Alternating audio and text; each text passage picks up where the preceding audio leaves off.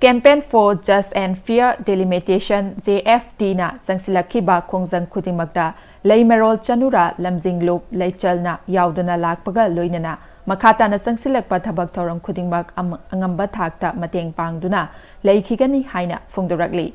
LEICHAL-gi maikaidagi thadorpa cherol amada kuki-gi proxy wana yamlaba miyam ama mayumda changba ngamdadana saidangfamda wana khangduna leiri